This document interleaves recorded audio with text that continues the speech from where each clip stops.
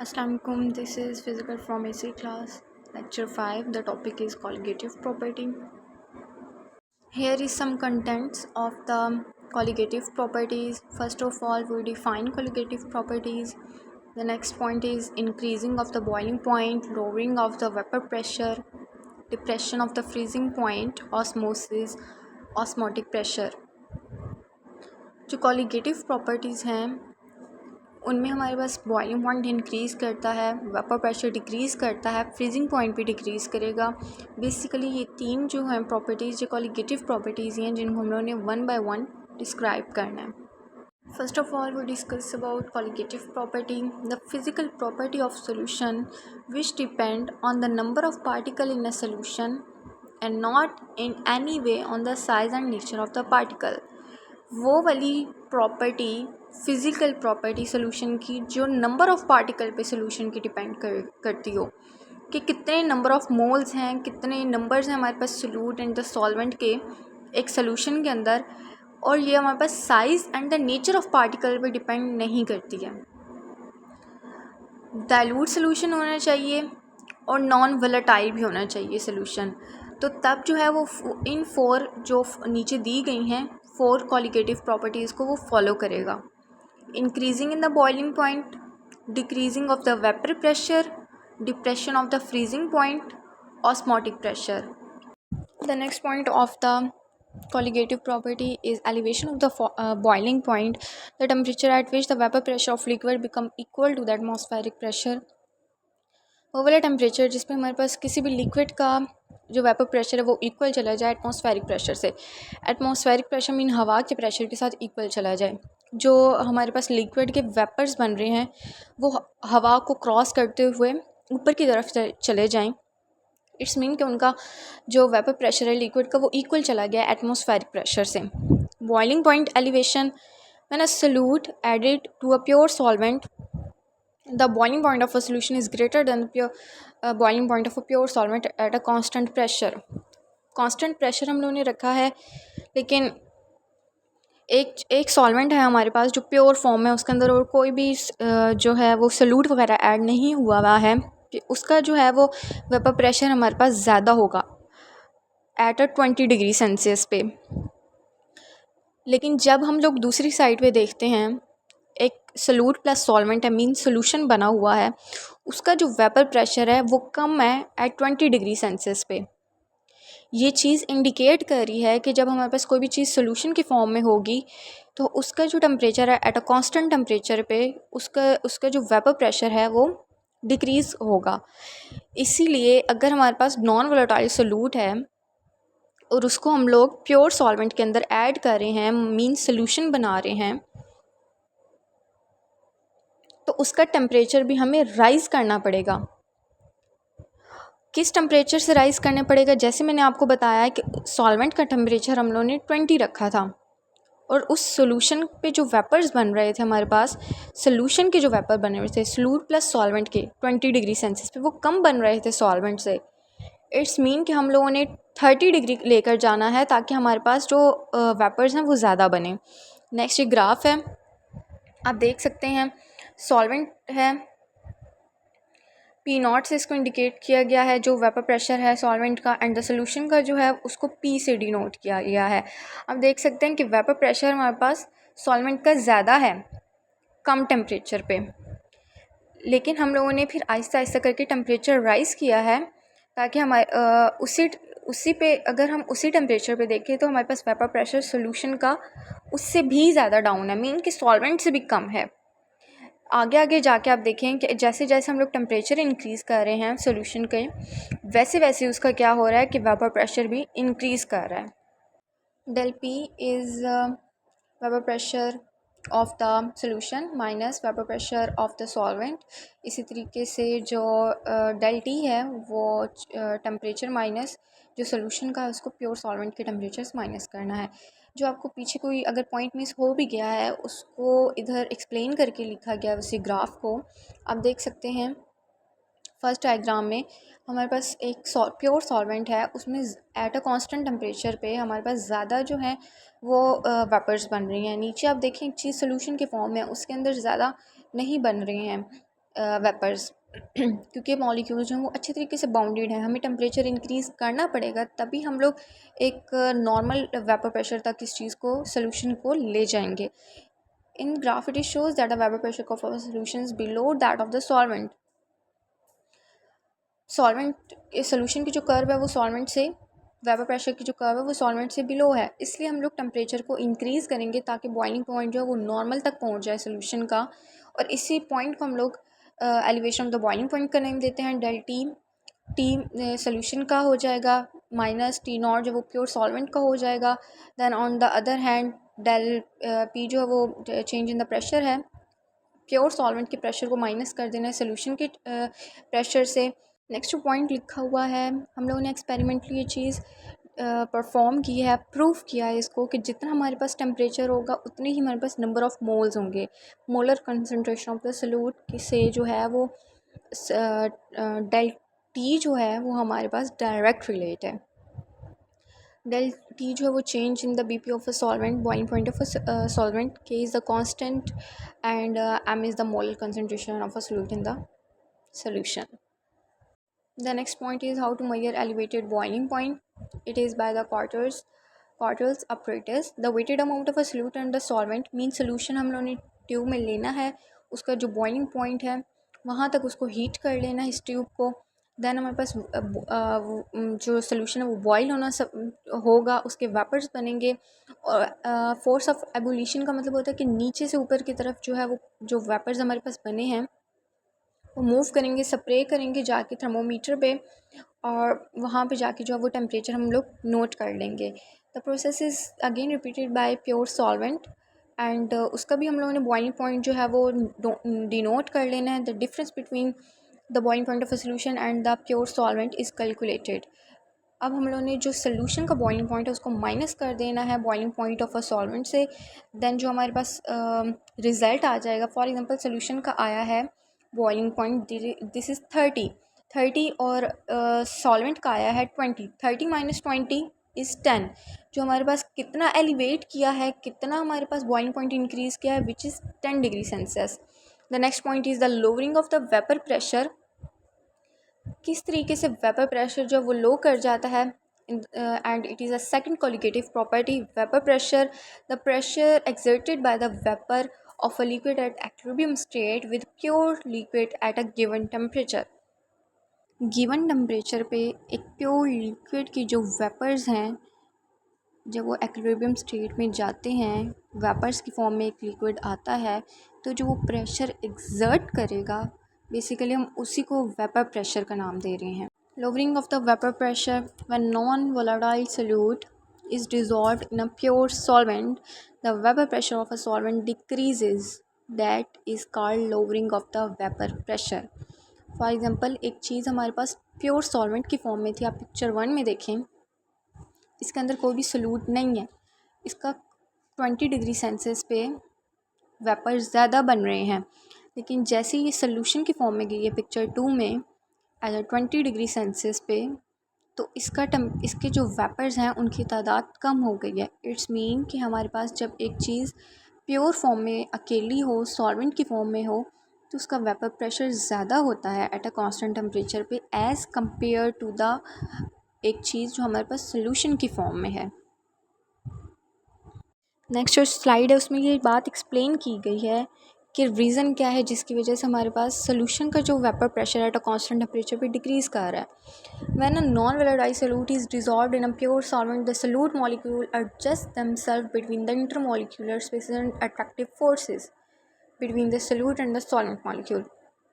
solute and the solvent molecules के दरमियान में नॉन volatile solute होना चाहिए, ये बात आपने माइंड में रखनी है।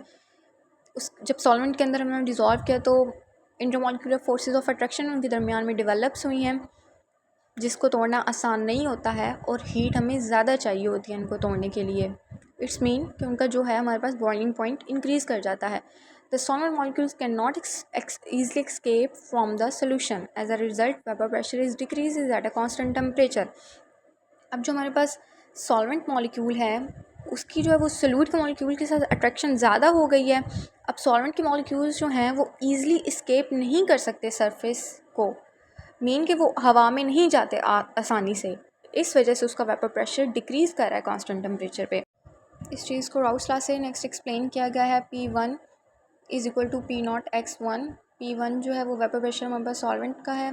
दैन P2 जो है वो पार्शियल वेपर प्रेशर जो है वो सॉल्यूट का है। x1 जो है वो नंबर ऑफ मोल है सॉल्वेंट के, x2 जो है वो नंबर ऑफ मोल है सॉल्यूट के। x mole fraction x1 plus x2, x1 plus x2 is equal to 1। x1 को फॉर एग्जांपल हमने फाइंड करना है तो हम लोग x2 को दूसरी साइड पे ले जाएंगे, which is x1 is equal to 1 minus x2। ये जो हमारे पास x1 की वैल्यू आई है इसको हम लोगों ने इक्वेशन नंबर 1 में पुट करना है। P1 is equal to P0 1 minus x2। Then P1 is equal to, इसको मल्टीप्लाई कर देना है हम लोगों ने, P0 1 minus P0 1 x2। Then जो P0 1 है उसको दूसरी साइड पे ले जाएंगे, यहाँ पे वो प्लस हो रहा था, दूसरी साइड पे जाके वो माइनस हो जाएगा। P1 minus P0 1 is equal to minus P0 1 x2। P0 1 minus P0 1 minus P1 जो है वो हमारे पास चेंज इन प्रेशर के इक्वल आ जाता है, विच इज़ डेल्टा P। तो डेल्टा P को हम लोग इधर पुट करेंगे, दूसरी साइड पे वही वैल्यू रहेगी P0 1 x2। Then delta P divided by P0 1, वहाँ पे मल्टीप्लाई हो रहा था, इस साइड पे जाके P0 1 जो है वो डिवाइड हो जाएगा, इज़ इक्वल टू x2 की जो वैल्यू है आती है हमारे पास वो minus n2 divided by n1 plus n2 भी होती है। इसको जो हम लोगों ने यहाँ पे पुट कर देना है। From the above equation it is clear that the lowering of the vapour pressure in the solution relative to the vapour pressure of the pure solvent is equal to the mole fraction of a solute and it is called the relative lowering of the vapour pressure. जो हमारे पास mole fraction है वो equal है हमारे पास lowering of the vapour pressure के, mean कि उसके साथ इसका डायरेक्ट रिलेशन आ रहा है। ये चीज़ जो है बेसिकली हम लोगों ने प्रूव की है कि जितने नंबर ऑफ़ मोल्स होंगे हमारे पास सॉल्यूट के, उसका जो है वेपर प्रेशर उसी तरह से लोअर होता जाएगा। द नेक्स्ट पॉइंट जो हम लोगों ने डिस्कस करना है that is determination of the vapour pressure by the isopiestic method. 2 solution इसमें यूज़ होंगे। टेस्ट सोल्यूशन जिसका हम लोगों ने वेपर प्रेशर फाइंड करना है, स्टैंडर्ड सोल्यूशन जिसका हमें वेपर प्रेशर ऑलरेडी पता होगा। स्टैंडर्ड के वेपर प्रेशर को हम लोगों ने एक साइड पे नोट कर लेना है और वो हम लोग एग्जांपल के तौर पे ले लेते हैं कि वो हमारे पास 700 टॉर है। देन वेसल ले लेनी है, उसके अंदर जो हम लोगों ने दोनों सोल्यूशंस को डालना है। वेसल जो है वो सिल्वर कप के थ्रू जो है आपस में सेपरेट हुई होंगी। अगर हम लोग कहते हैं कि जो वेपर प्रेशर है वो हमारे पास टेस्ट सोल्यूशन का ज़्यादा है तो उसके जो वेपर हैं वो एक्विलिब्रियम की कंडीशन अचीव करने के लिए जो है वो स्टैंडर्ड के सोल्यूशन की तरफ मूव कर जाते हैं। देन हम लोगों ने जैसे ही एक्विलिब्रियम की कंडीशन अचीव हो जाए, आइसोपेक्टिक पॉइंट मिल जाए हमें, तो हम लोगों ने ऑपरेटर्स को स्टॉप कर देना है। चेंज इन कंसंट्रेशन को हम लोगों ने मेजर कर लेना है स्टैंडर्ड के सोल्यूशन से, ठीक है। देन हम इसी को यूज़ करते हैं और डिटरमाइन कर लेते हैं हमारी जो वेपर प्रेशर की वैल्यू है जो टेस्टेड सोल्यूशन की आनी है। फॉर एग्ज़ाम्पल जब हम लोगों ने एक्सपेरिमेंट परफॉर्म कर लिया है, जो स्टैंडर्ड का जो हमारे पास सोल्यूशन जो स्टैंडर्ड सोल्यूशन है उसका जो वेपर प्रेशर है वो हमारे पास 700 से इंक्रीज़ कर जाता है 760 से 60 में। तो अब हम लोग इस चीज़ से डिनोट कर सकते हैं कि जो हमारे पास टेस्टेड सोल्यूशन है, इट्स मीन कि उसका हमारे पास 60 टॉर जो है वो एटमॉस्फेरिक प्रेशर है या उसका वेपर प्रेशर है 60 टॉर। क्योंकि अगर हम लोग 760 माइनस 700 करें तो वो हमारे पास 60 आता है। इस तरह जो है हम लोग अपना जो टेस्टेड सोल्यूशन है उसके वेपर प्रेशर को फाइंड कर सकते हैं। नेक्स्ट जो है solute is non electrolyte, the molecule weight of a solute can be calculated from the lowering of the vapour pressure. Non electrolyte solute है उसके भी हम लोग वेपर प्रेशर को जो है वो लोअरिंग वेपर प्रेशर को एक इक्वेशन के थ्रू जो है वो फाइंड कर सकते हैं। Del P minus P0 is equal to x2 divided by x1 plus x2। ये हम लोगों ने इक्वेशन देखी थी राउट्स लॉ में, वहाँ से जो है हम लोगों ने इस इक्वेशन को उठाना है। देन n2 जो है वो हमारे पास बेसिकली इक्वल होता है W2 divided by M2। W2 जो है वो हमारे पास सल्यूट के जो मॉलिक्यूल्स हैं उनका वेट होगा। Then N1 is equal to W1 divided by W2, ये हमारे पास सॉल्वेंट के नंबर ऑफ मोल्स हैं। इसको जो हम लोगों ने इक्वेशन नंबर 2 में जाके जो 1 में जाके जो है इन दोनों को पुट कर देना है, which is W2 divided by M2 divided by M1 divided by M2 plus हम लोगों ने W2 divided by M2। W2 divided by M2 की वैल्यू हमारे पास 1 आती है। अगर हम लोग यहाँ पे +1 भी करें तो 1 ही रहेगा। सो हम लोग इस चीज़ को निगलेक्ट कर लेते हैं, क्योंकि हमारे पास अगर बहुत ज़्यादा डाइल्यूट सोल्यूशन है तो उसमें जो सल्यूट की कंसनट्रेशन है वो बहुत ज़्यादा स्मॉल है, मीन 0.001 आ रही है, तो हम उसको नेग्लिजिबल कंसिडर करते हैं। Then del P divided by P0 is equal to W2 divided by M2 divided by M1 divided by M2। So इसको पुट करेंगे, डिवाइड हम लोगों ने डिवाइड में किया है। देन M2 को अगर हम लोगों ने फाइंड करना है तो सिंपल हमने क्रॉस मल्टीप्लिकेशन की है, वैल्यूज़ को अरेंज किया है। देन M2 की वैल्यू को हम लोग इस फार्मूले में वैल्यूज़ बाकी वैल्यूज़ को पुट करके हम M2 की जो नंबर ऑफ़ मोल्स हैं सल्यूट के उनको फाइंड आउट कर सकते हैं। एंड जो थर्ड कॉलिगेटिव प्रॉपर्टी है depression in the freezing point basically हमारे पास होता क्या है, the temperature at which the solid in the liquid form of a solvent को exist in the equilibrium, mean के वो वाली स्टेट या वो वाला टेम्परेचर जिसमें हमारे पास सॉलिड और लिक्विड जो हैं ये दोनों स्टेट हमें मिलें, मीन को एग्जिस्ट करें। मीन अगर एक लिक्विड है उसको हम लोगों ने उसके फ्रीजिंग पॉइंट पे लेके गए हैं तो वो liquid as well as solid की फॉर्म में भी एग्जिस्ट कर रही है। मीन या तो वो सारी की सारी लिक्विड नहीं है और ना ही वो सॉलिड सारी की सारी सॉलिड फॉर्म में है, वो इन दोनों फॉर्म में जो है वो एग्जिस्ट कर रही है। इट्स मीन कि वो उसका फ्रीजिंग पॉइंट है। Freezing point depression when a non-volatile solute is dissolved in a pure solvent, then its freezing point at a lower temperature than the temperature at which the pure solvent freeze, and its difference in the freezing point is the pure solvent and the solution। आप देख सकते हैं एक side पे pure solvent है, ये जो है ये जल्दी हमारे पास जो है फ्रीज़ हो जाएगा, लेकिन जो सल्यूट प्लस सॉल्वेंट एक चीज़ हमारे पास सोल्यूशन की फॉर्म में आ गई, उसका फ्रीजिंग पॉइंट जो है वो इंक्रीज़ कर जाएगा, वो ज़्यादा जल्दी जो है वो फ्रीज़ नहीं होगी। बेसिकली ये जो हमारे पास पॉइंट आ रहा है, इसी जो हमारे पास ये डिक्रीज़ का आ रहा है सोल्यूशन का, इसी को हम लोग फ्रीजिंग पॉइंट डिप्रेशन कह रहे हैं। आप डेफिनेशन में भी देख सकते हैं एक नॉन वोलेटाइल सॉल्यूट को जो प्योर सॉल्वेंट में किया है तो उसका जो टेम्परेचर है फ्रीज़ होने का वो लो हो गया है, लेकिन जो एक चीज़ प्योर सॉल्वेंट की फॉर्म में है वो जो है बेसिकली हमारे पास उसी टेम्परेचर के ऊपर जो है वो फ्रीज़ हो रही है।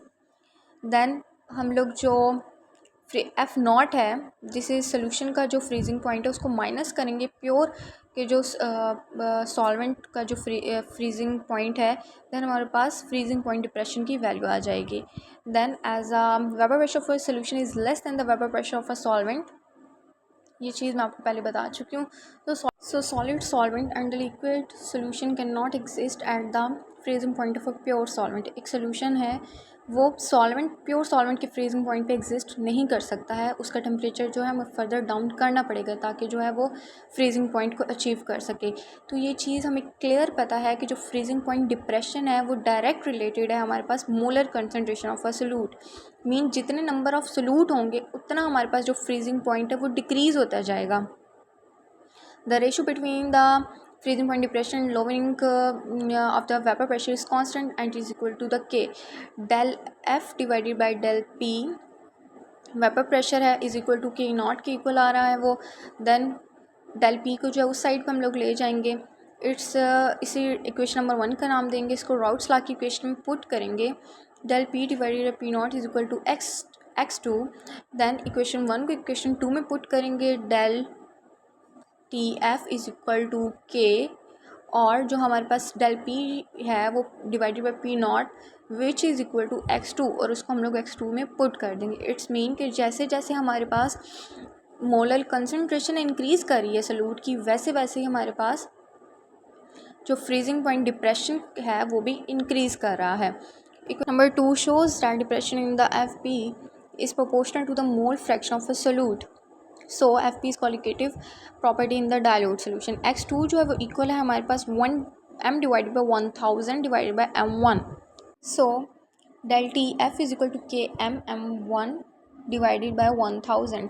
x2 ये हम लोगों ने जो फार्मूला है, ये पिछली जो इक्वेशन हम लोगों ने ली है जस्ट उसमें हम लोगों ने x2 की वैल्यू को पुट आउट किया है।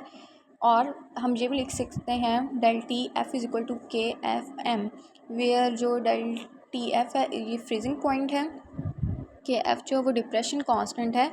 इसको डिफ़ाइन ऐसे किया गया है, decrease in the freezing point of a solvent. अगर हम लोग 1 mole of a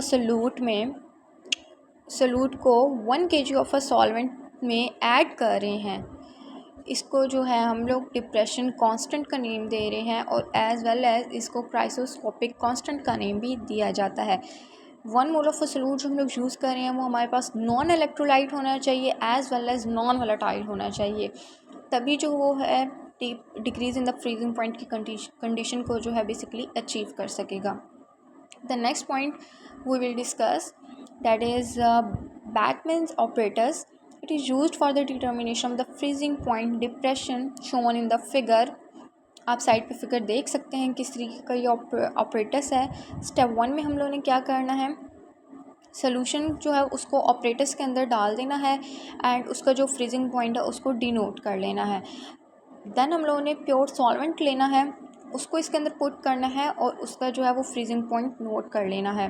for example हमारे पास जो सोल्यूशन का फ्रीजिंग पॉइंट आया है डेट इज़ 60 फ़ारेनहाइट, इसको जो है माइनस कर लेना है हम लोगों ने सॉल्वेंट के फ्रीजिंग पॉइंट से। देन जो वो आंसर आएगा वो हमारे पास depression in the freezing point की वैल्यू होगी। Osmosis also the colligative property and the flow of a solvent through a semi-permeable membrane from pure solvent to solution, कि एक सॉल्वेंट है वो प्योर सॉल्वेंट को छोड़ते हुए सेमी परमेबल मेम्ब्रेन को क्रॉस करते हुए सोल्यूशन की तरफ मूव कर रहा है। या फिर हम इसको ऐसे भी डिफाइन कर सकते हैं कि एक सॉल्वेंट जो डाइल्यूट सोल्यूशन को छोड़ते हुए कंसनट्रेटेड सोल्यूशन की तरफ मूव कर रहा है, इस प्रोसेस को हम लोग ऑस्मोसिस कहते हैं। ऑस्मोटिक प्रेशर क्या है, this is the hydrostatic pressure bolt up on the solution which stop the osmosis of the pure solvent in the solution through a semi-permeable membrane is called as osmosis pressure। वो वाला pressure जो osmosis के process को basically stop कर रहा है उसको हम लोग ऑस्मोटिक प्रेशर कह रहे हैं। मेन एक सॉल्वेंट जो है वो डाइल्यूट सोल्यूशन को छोड़ते हुए कंसनट्रेटेड सोल्यूशन की तरफ मूव कर रहा है। ऑस्मोटिक प्रेशर वो वाला प्रेशर है जो सॉल्वेंट को डाइल्यूट सोल्यूशन में ही रखेगा, कंसनट्रेटेड सोल्यूशन की तरफ मूव नहीं करने देगा। बेसिकली जो हमारे पास डाइल्यूट सोल्यूशन में ही सॉल्वेंट की अमाउंट ज़्यादा रहेगी वो कंसनट्रेटेड सोल्यूशन की तरफ मूव नहीं करेगा। आप डायग्राम में भी देख सकते हैं कि जो वाटर है वो कंसनट्रेटेड की तरफ मूव करिए, लेकिन जो प्रेशर एक्सर्ट होगा इस प्रोसेस को रोकने के लिए वाटर जो है वो सॉल्वेंट प्योर फॉर्म में ही रहे, अपने वाटर वाले ही पोर्शन में रहे, वो इधर कंसनट्रेटेड में मूव ना करे, इसको जो है हम लोग ऑस्मोटिक प्रेशर का नेम दे देते हैं। The next point its explanation, it is a pure solvent is placed against to the solution separated by a semi-permeable membrane. The solvent molecule will pass through the membrane and so dilute the solution and also rise the volume of a solution। ये सारी वही बात लिखी हुई है जो मैं आपको पहले एक्सप्लेन कर चुकी हूँ कि एक सेमी परमेबल मेम्ब्रेन है, उसने जो है वो सेपरेट किया हुआ है प्योर सोल्यूशन सॉल्वेंट को डाइल्यूटेड सोल्यूशन से। अब जो सॉल्वेंट है वो मूव करने की कोशिश करेगा डाइल्यूटेड सोल्यूशन की तरफ, लेकिन ऑस्मोटिक प्रेशर की वजह से जो है वो मूव नहीं करेगा।